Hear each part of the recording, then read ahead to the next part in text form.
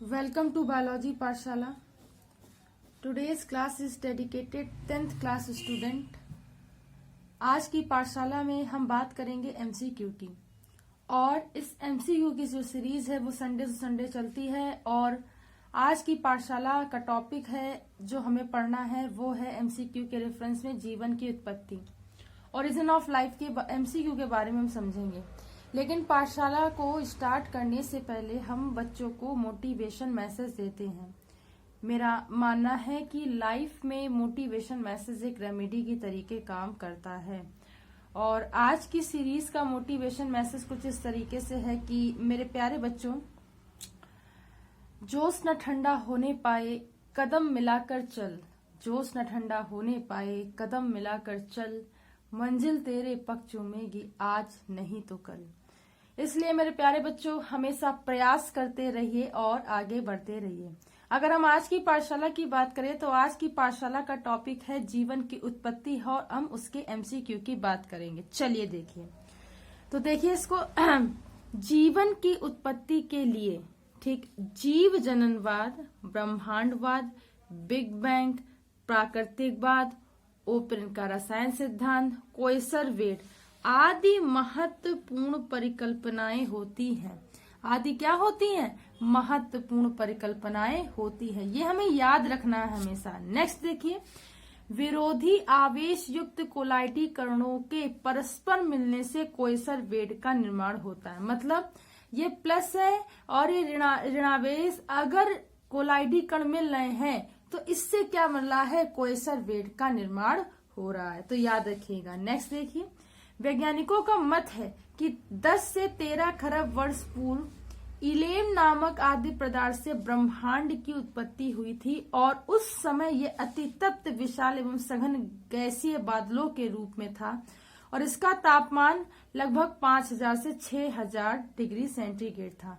तो जीवन की उत्पत्ति के संदर्भ में ये थोड़ी हायर स्टैंडर्ड मतलब थ्योरी है और 10th क्लास के स्टूडेंट के लिए इतना नहीं आता है। लेकिन हाँ, जीवन की उत्पत्ति को कई वैज्ञानिकों ने अलग अलग तरीके से समझाया है और इसका धर्म के अकॉर्डिंग भी क्या है? वर्णन है। तो आप इतनी बस इसी छोटी सी बात को याद रखिए, इसे बहुत डिटेल में जाने की कोई आवश्यकता नहीं है। लेकिन मैं आपको बताना चाहती हूँ कि बहुत सारे जो धर्म है वह बहुत सारे उसमें है, बहुत डिफ्रेंशिएट करके जीवन की उत्पत्ति के संदर्भ में बताया गया है और इसे डिटेल में हम लोग बीएससी में पढ़ते हैं। आगे देखिए, एने लैम्प्रेट ग्रैमोडिक के अनुसार इलेम के पदार्थ तथा प्रति पदार्थ के बीच टकराव से एक भयंकर विस्फोट होने पर वर्तमान पदार्थ के हाइड्रोजन परमाणु बने थे और हाइड्रोजन परमाणु के इसी बादल ने ब्रह्मांड का प्रारंभिक पदार्थ बनाया था जो अनेक पिंडों में बट गया और प्रत्येक पिंड से आकाश गंगा बनी, जिससे अनेक चमकते पिंड बने रहे जिनसे सितारे या नक्षत्र कहते हैं और इससे अंतरिक्ष का विकास हुआ। मुझे लगता है कि ये काफी हायर स्टैंडर्ड का हो रहा है। मुझे लगता है कि इससे बहुत सारी चीजें जो हायर स्टैंडर्ड की जा रही हैं, तो मैं इससे न लेकर के इसके एमसीक्यू को लेती हूँ। इस असुविधा के लिए मैं माफी चाहती हूँ बच्चों से कि 10th क्लास के बच्चों के लिए जो कंटेंट है वो बहुत हायर स्टैंडर्ड का हो रहा है।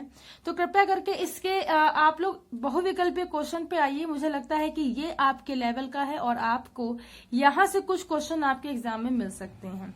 तो जो शुरुआत के मैंने क्वेश्चन बताए हैं 2, वो आप याद रखिएगा, वो आपके पेपर में आ सकते हैं। लेकिन जो लास्ट में आकाशगंगा और नक्षत्र का निर्माण हुआ है, अंतरिक्ष का निर्माण हुआ है, वो इतना कभी नहीं पूछा जाता है, वो आगे के लेवल का है। तो देखिए, इसको स्टार्ट करते हैं। देखिए, कोई जीवन नहीं पाया जाता था जब एजोइक काल था। एजोइक काल था तो उसमें कोई जीवन नहीं पाया था। मीजोजोइक इरा में, कैम्बियन काल में और पैलियोजोइक। मीजोजोइक इरा में रेप्टाइल्स का, कैम्बियन और प्रोकैम्बियन पैलियोजोइक में क्या हुआ था, और डिबोनियम में फिशेस का, एम्फीबियंस का क्या हुआ था? विकास हुआ था। तो ये बात याद रखिएगा। आगे देखिए, जीवन की उत्पत्ति कब हुई थी? तो लगभग 3 अरब वर्ष पूर्व जीवन की उत्पत्ति हुई थी। कभी कभी प्रश्न पूछा जाता है कि जीवन की उत्पत्ति कब हुई थी? तो जीवन की उत्पत्ति 3 अरब वर्ष पूर्व हुई थी। आगे देखिए, नेक्स्ट, आदि वायुमंडल किस मिश्रण का बना होता है? अब ये क्वेश्चन बहुत पूछा जाता है, ठीक है, ये आपके लिए इम्पोर्टेंट है बच्चों। जो आदि वायुमंडल होता है हाइड्रोजन, जलवाष्प, मीथेन और अमोनिया से मिलकर बना होता है, याद रखिएगा। तो आदि वायुमंडल हाइड्रोजन हो गया, जलवाष्प हो गया, मीथेन और अमोनिया से मिलकर बना होता है, तो याद रखिएगा। नेक्स्ट क्या है, जीवन की उत्पत्ति की दिशा में कौन से यौगिक बने थे? तो जीवन की उत्पत्ति की संरचना मतलब उसकी दिशा में प्रोटीन हो गया, न्यूक्लिक अम्ल हो गया, ठीक इसी का ही एक कंपोनेंट है प्रोटीन। तो न्यूक्लिक अम्ल, ग्लाइसिन हम जानते हैं ये सब बनते हैं। तो इसमें दो ग्रुप हैं, तो दो बताए, उसके अलावा भी ग्लिसरॉल और ग्लाइसिन भी होते हैं, इसे भी आप याद रखेंगे। नेक्स्ट देखिए, जीवन की उत्पत्ति के समय निम्नलिखित में से कौन स्वतंत्र अवस्था में नहीं पाई जाती है? तो जीवन की उत्पत्ति जब हुई थी तो उस समय ऑक्सीजन जो ऐसी गैस थी जो स्वतंत्र अवस्था में नहीं पाई जाती थी। प्रयोगों के द्वारा ये किसने सिद्ध किया कि मीथेन, हाइड्रोजन, जल तथा अमोनिया से एमिनो अम्ल का निर्माण हुआ? तो ये बच्चों स्टैनले मिलर ने मतलब सिद्ध किया था। स्टैनले मिलर का प्रयोग क्या है? ये जीवन की उत्पत्ति के संदर्भ में एक रासायनिक मत होता है, और इस तरीके के क्वेश्चन भी आपसे पूछे जाते हैं कि जीवन की उत्पत्ति के संदर्भ में रासायनिक मत क्या है या इसका आधार क्या है? तो इसका आधार है अमीनो एसिड, और इसकी जो प्रयोग है वो स्टैनले मिलर का प्रयोग कहलाता है। आगे देखिए, जीवन की उत्पत्ति कहाँ हुई थी? तो मेरे प्यारे बच्चों, जो जीवन की उत्पत्ति हुई है आपकी, वो जीवन की उत्पत्ति हुई है जल में हुई है। हम जानते हैं, हम बार बार महासागर में उपस्थित चीजों की बात करते हैं और उसके आचरण की बात करते हैं, तो इसका आंसर जल होगा। आगे देखिए, मिलर ने विद्युत प्रवाह के द्वारा अमीनो अम्ल का सफलतापूर्वक निर्माण किया था, और इन्होंने जो मिश्रण था उसमें हाइड्रोजन, अमोनिया, जल। अब जो स्टैनले मिलर का प्रयोग है उसमें पूछा जा रहा है कि कौन सी गैस, यानी कि जो मिश्रण था उसमें देखिए कुछ एग्जांपल दे दिए, हाइड्रोजन, अमोनिया, जल तथा मीथेन गैस जो थी उसका प्रयोग किया गया था। तो ये याद रखिएगा। ये सिद्ध करने के लिए आदिसागर में अमीनो अम्ल बने, प्रयोगशाला में अमीनो अम्ल का निर्माण हुआ। ये किसने बताया था? स्टैनले मिलर का प्रयोग है। देखिए, स्टैनले मिलर से बहुत सारे क्वेश्चन आते हैं और हमें याद रखने चाहिए। कैरियन या केंद्रक के आधार पर जीवों का वर्गीकरण किया जाता है। तो देखिए, प्रोकैरियोटिक और यूकैरियोटिक, सबसे पहले प्रोकैरियोटिक या पूर्व केंद्र की कोशिकाओं का, और फिर यूकैरियोटिक सुकेंद्र की कोशिकाओं का विकास हुआ है। बच्चे, मैंने आप सभी को ये बात बताई है, इसलिए आप इसे याद रखना। बहुत अच्छे से हमने अपने कॉलेज में एक्सप्लेन किया है। नेक्स्ट क्वेश्चन देखिए, जिसमें केंद्रक कला नहीं होती इसे क्या कहते हैं? तो प्रोकैरियोट या प्रोकैरियोटिक होते हैं। इसमें जो केंद्रक होता है वो नहीं पाया जाता है, इसलिए इसमें केंद्रक कला भी नहीं पाई जाती। आगे देखिए, मिलर ने किस मिश्रण से सरल एमिनो एसिड का निर्माण किया था? तो हाइड्रोजन, अमोनिया और जलवाष्प और मीथेन के मिश्रण से तैयार किया था। कौन सा तत्व जीवन की उत्पत्ति के समय आदि वातावरण में स्वतंत्र रूप से विद्यमान था? तो जीवन की उत्पत्ति के संदर्भ में आदि वातावरण में स्वतंत्र रूप से क्या था? जल विद्यमान था। क्या था? जल विद्यमान था। जीवन की उत्पत्ति कहाँ हुई थी? तो जीवन की उत्पत्ति, ये गलत आंसर लगा है, जल में हुई थी। ठीक है, ये याद रखिए। ओप्रिन के सिद्धांत का आधार क्या था?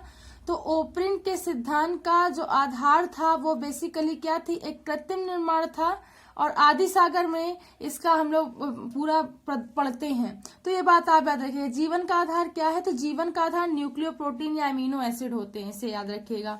वायरसों में कौन सी बात सही होती है? देखिए, वायरस में ये क्या होता है, ये होस्ट सेल पर या पोषक कोशिकाओं पर अधिक गुणन करने की क्षमता होती है, ये इसकी सबसे खास विशेषता होती है।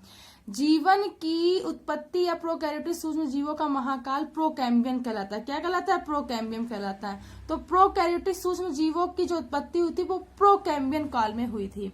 मिलर ने सरल एमिनो एसिड का संश्लेषण किनसे किया था? देखिए, फिर से रिपीट क्वेश्चन हुआ है, बहुत इंपॉर्टेंट है। हाइड्रोजन, अमोनिया, मीथेन एवं जलवाष्प से। आगे देखिए, पृथ्वी पर जीवन की उत्पत्ति की दिशा में इनमें से कौन कौन से यौगिकों का विकास हुआ था? तो मैंने बताया ना, प्रोटीन, न्यूक्लिक अम्ल, ग्लाइसिन और ग्लिसरॉल आदि यौगिकों का निर्माण हुआ था। तो कुछ इस तरीके से आज की पाठशाला का ओवरव्यू है। आई होप कि आज की पाठशाला आपको समझ में आई हो। अगर आज की पाठशाला आपको समझ में आई हो तो इसे ज्यादा से ज्यादा लोगों तक शेयर कीजिए, ज्यादा से ज्यादा बच्चों तक पहुंचाइए, ताकि ज्यादा से ज्यादा बच्चे बायोलॉजी की तैयारी इस पाठशाला के माध्यम से कर सकें। अगर आपको ये पाठशाला पसंद आ रही हो तो इसकी हमेशा लाइक करिए, शेयर कीजिए और सब्सक्राइब कीजिए, और साथ ही साथ बायोलॉजी पाठशाला का वो बेल आइकन, घंटे का बटन दबाए रखिए, ताकि आने वाली लेटेस्ट पाठशाला का अपडेट आप तक पहुंच सके। Thanks to all student to watch my Pathshala. Thanks again.